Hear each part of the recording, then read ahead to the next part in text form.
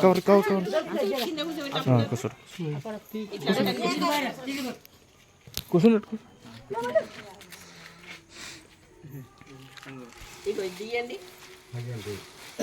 అందరికి చెప్పి చెప్పి అష్టాచింది మేడం, సెక్రటరీ సార్కి చెప్పిన, సర్పంచ్ చెప్పిన, మీద అందరికి చెప్పి అష్టాచింది. నేను గప్ చిక్కుతున్నా ఇట్లా అది ఇయ్యరు చెయ్యరని.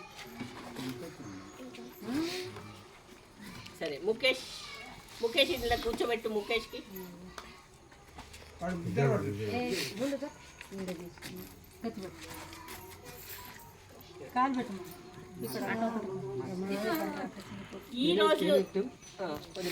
ఈ రోజు దాకా ముఖేష్ ఎన్నోసార్లు ఆఫీసుల చుట్టూ తిరిగి ఎన్నోసార్లు నా దగ్గరికి రావడం జరిగింది, మేడం నాకు బండి లేదు అని.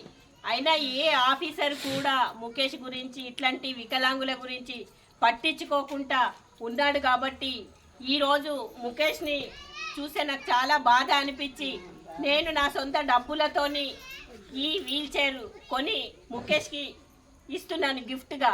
ఎందుకంటే ఆయన ఎన్ని రోజులైనా ఇంట్లో కూర్చుంటాడు అని చెప్పేసి ముఖేష్కి ఇవ్వడం జరిగింది. మీ ఆయన పేరేంటి? మాధవ్ అనే అబ్బాయి కూడా అసలు బెడ్ మీదనే ఉన్నాడు.